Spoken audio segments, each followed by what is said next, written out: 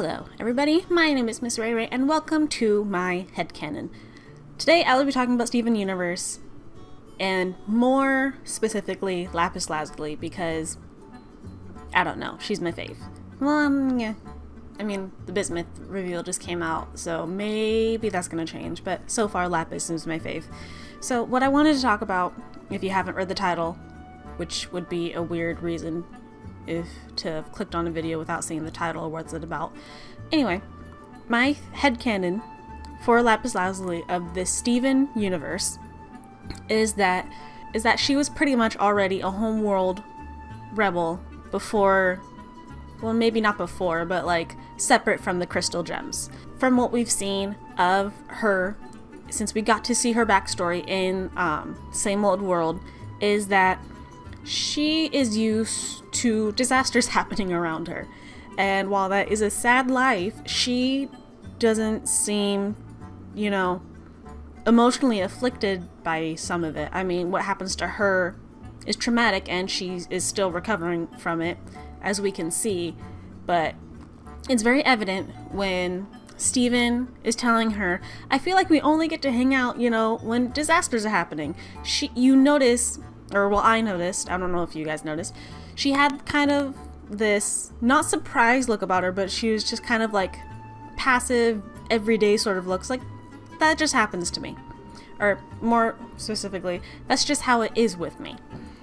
So why would someone say that if they're not used to, dramatic events around them?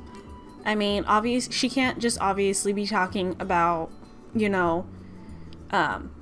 being in the mirror, being captive by Jasper and Peridot, the Malachite situation, and all of that, because we can see that it's still affecting her.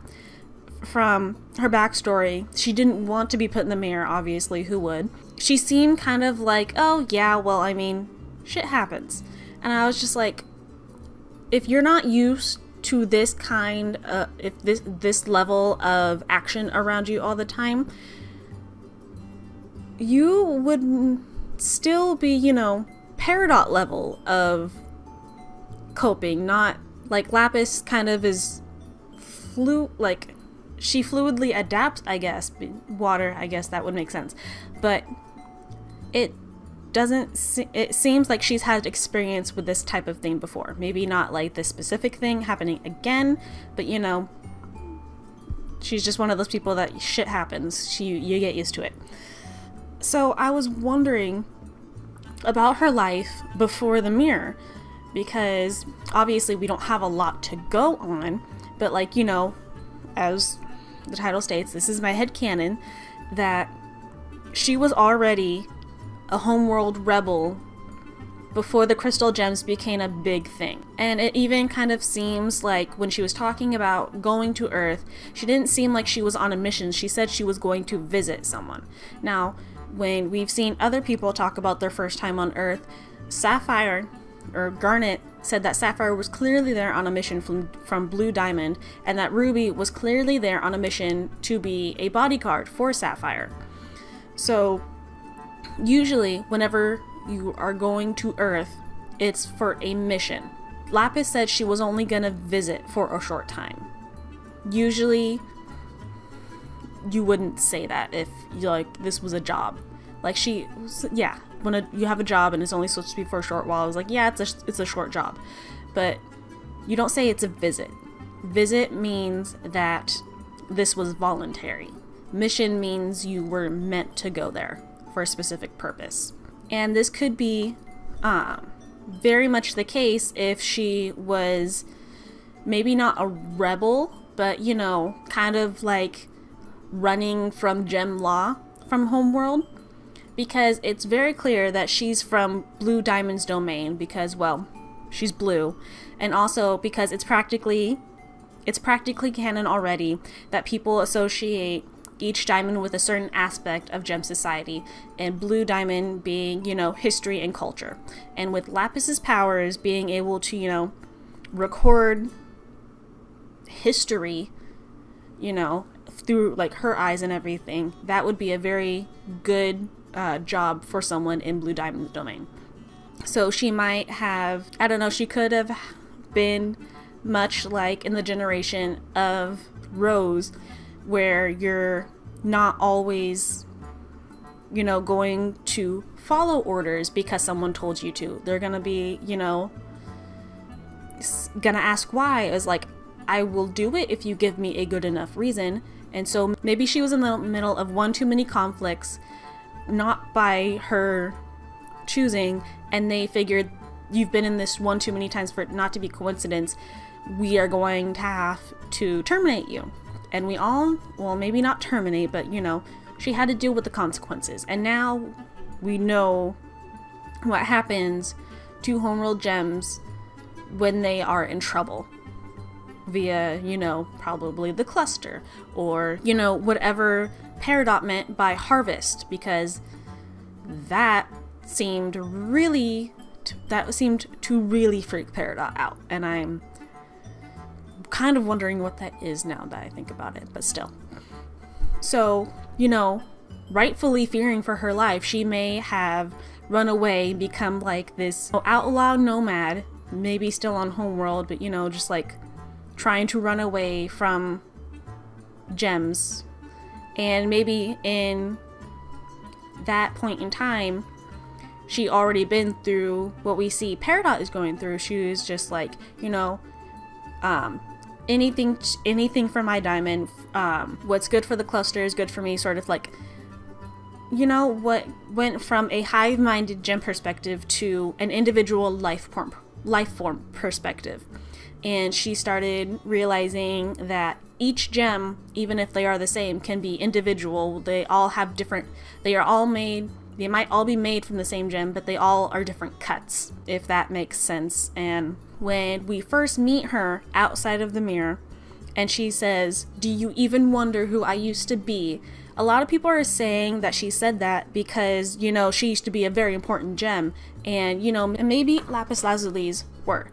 But usually, when you think of yourself as important, you say that phrase in a more like, "Do you even know who I am?" sort of thing. Like, you're expecting them to know you for what you have done, and like you should be this, like from an egotistical perspective, like, or a shallow perspective.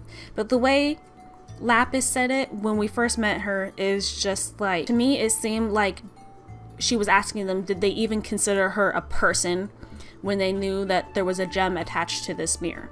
So she had kind of a right to be angry because they just assumed that this gem was inoperative because it was cracked, maybe.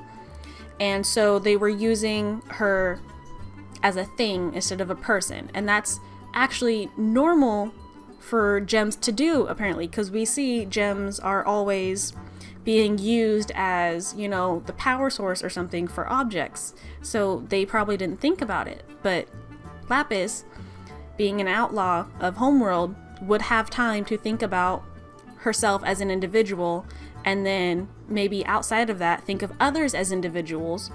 And so that would be a lot more personal for her. And that's honestly probably why she was so mad at the crystal gems, because they may be fighting with homeworld, but they were still so used to this certain way of life that they didn't think to, do something completely different. And if none of that rambling that I just said made any sense, you could probably think about it this way.